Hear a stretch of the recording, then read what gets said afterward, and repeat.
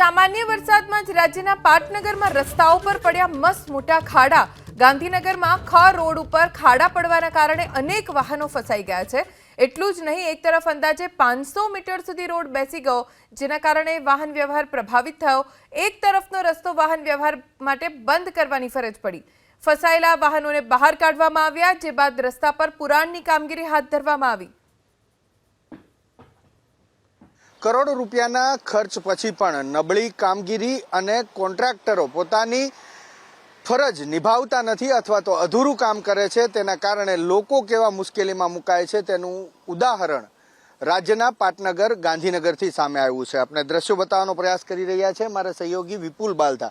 આપ જે દ્રશ્ય જુઓ છો એ ખ રોડ છે। ખ રોડ ઉપર ગટરની કામગીરી કરવામાં આવી હતી, ગટરની પાઇપલાઇન નાખવામાં આવી હતી, પરંતુ એ પાઇપલાઇન નાખ્યા બાદ તેનું પુરાણ વ્યવસ્થિત ન કરવામાં આવતા સામાન્ય એવા વરસાદમાં આજે ઉપર દેખાવ પૂરતી માટી નાખી હતી, એ માટી અંદર દબાઈ ગઈ છે, જેના કારણે લગભગ 1 કિલોમીટર લાંબો રોડની બાજુનો જે પટ્ટો છે એ પટ્ટો બેસી ગયો છે। દ્રશ્ય પણ સ્પષ્ટ કરે છે કે કેટલો ઊંડો આ ખાડો પડી ચૂક્યો છે। આગળ પણ ખાડો પડી ચૂક્યો હતો, જેની અંદર અનેક વાહનો વહેલી સવારે ફસાયા હતા। જો કે સ્થાનિક લોકોની રજૂઆત અને સ્થાનિક લોકોની ફરિયાદ બાદ તાત્કાલિક કોન્ટ્રાક્ટર દ્વારા જેસીબી મશીન અને અન્ય મટીરિયલ મોકલી અને એ ખાડો જે પડ્યો હતો એ પૂરવાની કામગીરી કરવામાં આવી રહી છે। પરંતુ આ દ્રશ્ય જુઓ કે જે કામગીરી નબળી અથવા તો અધૂરી કરી હતી, તેના કારણે જે રોડ છે એ રોડ પણ અહીંયા તૂટી ગયો છે। દ્રશ્ય આપણે બતાવવાનો પ્રયાસ કરીશું। માત્ર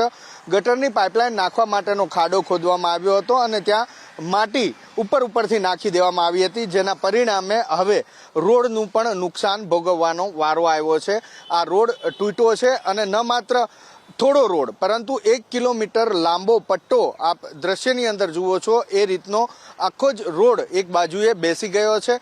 પરિણામે આ રોડ બંધ કરવાનો વારો આવ્યો છે, બેરિકેટિંગ લગાવી દેવામાં આવ્યા છે।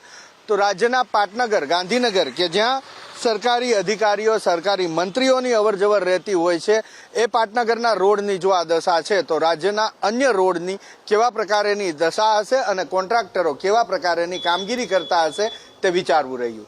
કેમેરામેન વિપુલ બાલતા સાથે હિરેન રાજગુરુ, એબીપી અસ્મિતા, ગાંધીનગર।